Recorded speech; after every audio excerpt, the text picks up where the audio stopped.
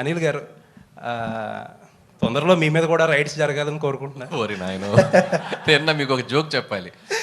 నాకు నిన్న ట్విట్టర్లో ఒక ట్యాగ్ చేస్తూ ఒక ఫ్రెండ్, విజ్ఞాన్లో నా కాలేజ్ ఫ్రెండ్ అనమాట, వాడు నిన్న న్యూస్లో వచ్చింది నా మీద కూడా రైట్స్ జరుగుతుందని. ఇన్ఫ్యాక్ట్ నా మీద జరగలేదు. సో వాడు ఏం చెప్పాడంటే ట్విట్టర్లో, ఎంత ఎదిగిపోయావురా, మాతో ఉంటూ మా పక్కనే చదువుకుంటూ ఐటీ రైట్స్ జరిగే స్థాయికి ఎదిగిపోయావా అన్నాడు. అది అలా ఆ ఐటీ రైట్స్ స్థాయికి ఎదగాలని మీరు కోరుకుంటున్నాం. వద్దులేండి, అది ఆ టెన్షన్ నాకెందుకు, నన్ను ఇలా ప్రశాంతంగా ఉండనివ్వండి. వెంకటేష్ గారు, అండ్ ఇంకొక విషయం చెప్పాలి మీతో.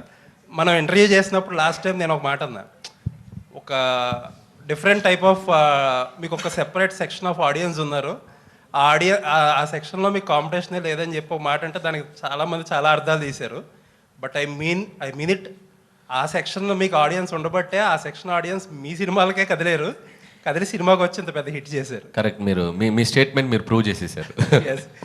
చాలా మంది చాలా రాంగ్గా చేశారు. This is what I meant. Correct అండి. అంటే మీరు ఈ సినిమాకి ఒక ఎంటర్టైన్మెంట్ బ్యాక్డ్రాప్లో చేసిన ఫిల్మా, కామెడీ ప్రధానంగా సాగిన సినిమా.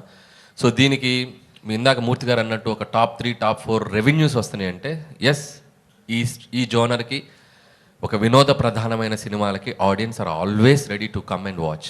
ఇది ఇప్పుడే కాదు, నేను చాలా ఇంట్రెస్ట్లో కూడా చెప్పాను. కృష్ణారెడ్డి గారు తీసిన ఎమ్మెల్యేలో ఇండస్ట్రీ హిట్ అయింది.